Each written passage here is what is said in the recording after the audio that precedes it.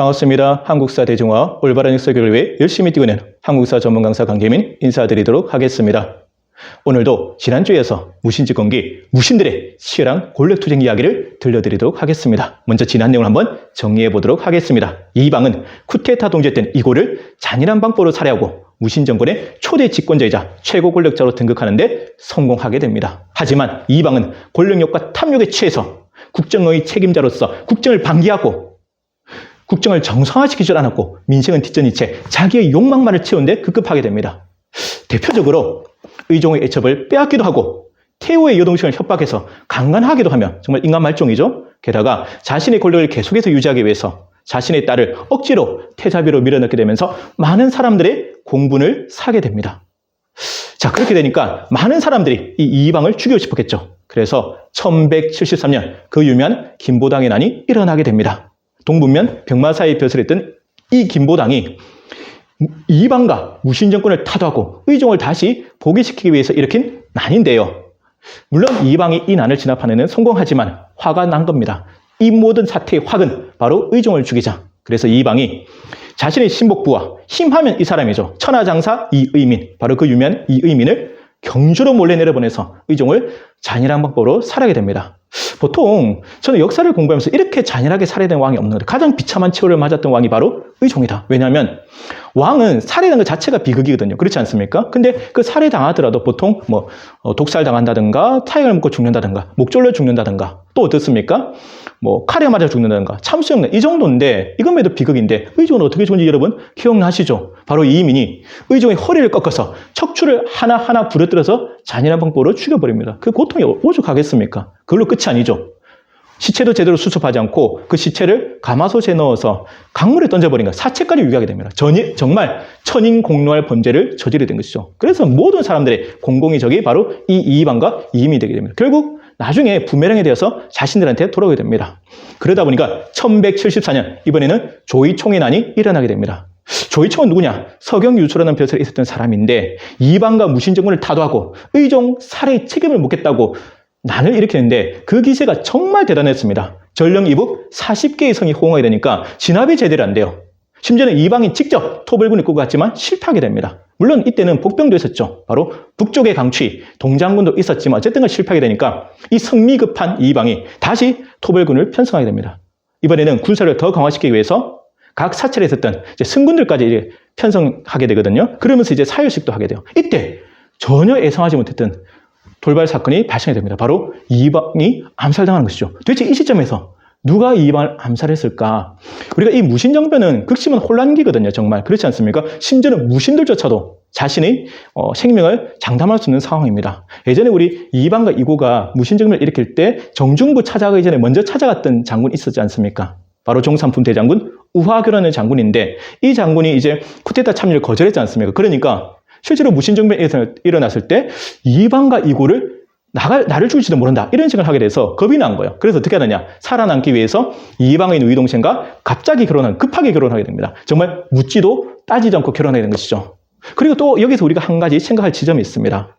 이 무신정변의 3인방이 정중부, 이고, 이방인데 최고의 무신이었던 정중부가 권력을 장악한 게 아니라 하급 무신이었던 위관급 장교에 불과했던 이방의 권력을 장악했다. 이게 바로 무신정변의 상징성을 보여주고 있는 것이죠. 반면에 이제 정중부를 비롯한 고위 무신들의 불만은 커져갈 수밖에 없습니다. 어떻게 저렇게 하급 무신 따위가 위관급 장교 따위가 권력을 장악할 수 있지? 그래서 이 시점에서 정중부의 아들 정균이 승려 전창 같다고 이방을 암살하게 됩니다. 이방이 아까 토벌군을 사열했지 않습니까? 조이총의 난을 진압하기 위한 토벌군을 사열하고 있을 때 잠깐 방심하게 되는데 이때 승려 정참이 칼로 이방을 찔러주게 됩니다. 그래서 이방은 1170년에서 1174년까지 약 4년간의 집권기간을 끝으로 비참한 최후를 맞게 됩니다. 정말 권력은 무상하다. 영원한 권력은 없다. 있을 때 잘해야 된다.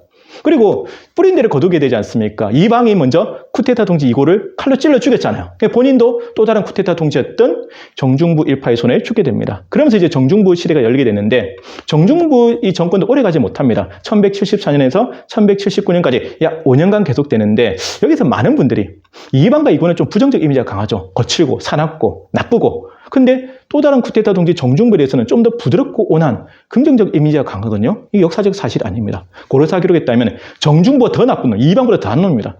정말 권력욕과 탐욕의 화신이죠. 어느 정도냐면 재물을 마음대로 뺏어간 것도 말할 것 없고 관리들의 재산도 뺏어갑니다. 게다가 얼마나 욕심이 많았냐면 지금은 정년, 은퇴 연령이 정해져 있잖아요, 법으로. 근데 그 당시는 없었거든요. 대개 70살 정도 되면 물러나는 게 관례인데 물러나기 싫은 거예요. 그러면 방법이 있습니다. 왕으로부터 궤장을 하사받는 방법이 있는 겁니다. 궤장은 뭐냐면 궤, 안석, 의자, 궤, 장, 지팡이, 장자. 그러니까 왕이 지팡이와 의자를 하사하게 되면 이제 은퇴 안 해도 되는 거예요. 무슨 말이냐면 왕이 총애하는 원로 대신이나 노 대신한테 지팡이와 의자를 하사하면서 궤장이죠.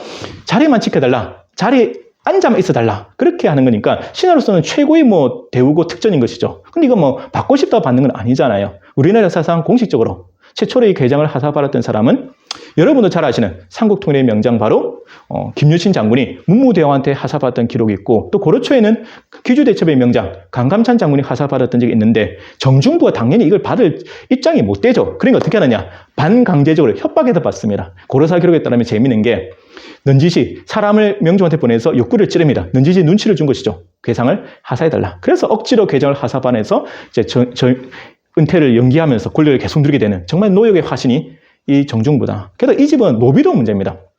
이 노비가 호가호이란 말 있죠. 이 주인 먹고 주인의 권세를 믿고 이 노비를 설치는데 노비가 자주색 비단 옷을 입고 돌아다니는 겁니다. 노비면 천민계급이죠. 비단 옷 자체를 입을 수 없어요. 게다가 자주색은 고려실의 최고의 관복색입니다. 그러니까 고위 관로나 귀족들만 있는 가장 높은 색인데 이걸 이 노비놈이 입고 다니니까 어사대 관원이 적발해서 벌을 주게 됩니다. 어사대라면 지금의 검찰이나 감사원에 해당되거든요. 그러니까 정중부가 화가 난 겁니다. 감히 누가 우리 집 노비를 건드려. 정말 정성직 계란한 말도 있지만 이번에는 정중부 집 노비입니다. 건드리면 안 되는 거예요. 그래서 정중부가 어사대 관원을 죽이려고 하는 것을 아들 정균이 간신히 말려서 목숨은 부져야 되는데 그럼 여기 이 시점에서 정균은 좀 생각 있는 사람이 아닌가라고 여러분 생각하시겠지만 정균도 똑같은 놈이에요. 그 아빠의 그 아들 부전자전입니다. 얼마나 욕심이 많냐면 태후의 별장을 협박해서 뺏기도 하고 심지어는 자신이 공주한테 장가들겠다고 우기기도 합니다. 즉 부마가 되겠다는 것이죠. 근데 우리 저번에 천추태후편에서 배웠지 않습니까? 고려시대 공주는 철저하게 종래원의 전통이 지켜지고 있었다. 현재까지 남아있는 고려시대 공주의 혼인사례 54건 중에서 47건이 철저히 종래원이고 나머지 7건도 굉장히 특수한 경우에서 행해진 경우거든요. 근데 이 시점에서 정균이가 공주랑 결혼하겠다니까 많은 사람들이 공분을 사게 되는 것이죠. 물론 이 혼사는 이루어지지 않지만 그만큼 욕심이 많고 아나무인이고 기고만장했었다. 그리고 이 집은 사위도 문제입니다. 사위 이름이 송유인이라는 사람인데 처음에는 송나라 갑부의 딸과 결혼했어요. 돈 보고 결혼했겠죠? 국제결혼입니다. 그런데 무신정변이 일어나니까 출세하고 싶어서 그 여자, 전처죠? 본처, 조광지처를 버리고 헌신제천을 버립니다. 기록에 의하면 섬으로 쫓아보냈대요. 그리고 정중부의 딸과 결혼한 인간 쓰레기 말종인 것이죠. 아 정말 못됐다. 그리고 욕심도 굉장히 많았다고 합니다. 그러니까 이런 인간들 우리 주위에 많이 있지 않습니까? 자기 이해관계 이익을 위해서라면 가족도 친구도 진도 버리고 정말 여기 붙었다 저기 붙었다 이런 인간입니다. 그러니까 이 집은 아빠도 문제고 아들도 문제고 사위도 문제고 아까 봤죠 노비도 문제입니다. 그러다 보니까 많은 사람들이 이 정중부 정권을 타도하기를 원했던 것이고 결국 정중부 정권도 오래가지 못합니다. 실제로 나중에 우리가 배우게 되는 망이망수의 난도 이 정중부 집권기 때 일어나게 된 것이죠. 자, 정중부 정권 누구한테 몰락하는지 그 이야기를 여러분 다음 주 기대해 주시길 부탁드리겠습니다. 정말 역사는 권력은 영원하지 않습니다. 여러분 저는 이런 말이 생각나요. 건불 10년 화무 11홍이다. 여러분 들어보셨습니까? 건불 10년, 화무 11홍이다. 권력은 10년을 가지 않고 꽃은 10일을 가지 않습니다. 영원하지 않습니다. 그래서 있을 때 잘해야 됩니다. 항상 겸손한 마음으로 있을 때 최선을 다하고 성실하게 직무에 충실하다가 때가 되면 박수 칠 때 떠나야 되는 것이죠.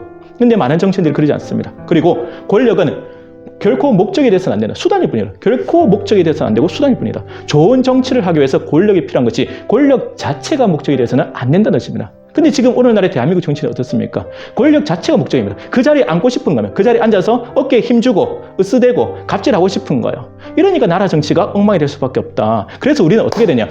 좋은 정치인, 나쁜 정치인을 걸러낼 수 있는 안목이 필요하다. 그러면 역사 공부를 열심히 해서 바른 역사를 가지고 우리의 의식이 성장돼야 그러한 인간들을 걸러낼 수 있다. 자, 여러분도 너무 욕심을 부려서 안 됩니다. 자기 분수에 맞게 살아야 됩니다. 과욕을 부리게 되면 결국 화가 탁치게 되는 사실. 지금 무신집권기 우리한테 보여주고 있지 않습니까? 무신집권기가 재밌긴 해요. 계속 빠르게 바뀌거든요. 긴장을 놓을 수가 없습니다. 이방에서 정중부, 나중에는 경대승, 이민, 최충원까지 계속 이어집니다. 반면에 헷갈리게 하죠. 무신직근제가 계속 바뀌니까요. 일단은 2방에서 정중부로 바뀐 상황입니다. 여러분 다음 주 강의로 기대해 주시고요. 오늘 강의는 여기서 마치도록 하겠습니다. 제가 항상 여러분께 드리는 말씀 있죠. 여러분들의 응원과 격려가 제게는 가장 큰 힘이 된다는 사실입니다. 앞으로도 많이 시청해 주시고 또 구독해 주시고 알려주시길 부탁드리겠습니다. 저도 초심을 참고 끝까지 최선을 다하도록 하겠습니다. 여러분 항상 건강하시고 행복하십시오. 지금까지 한국사 전문 강사 강재민이었습니다. 여러분 감사합니다.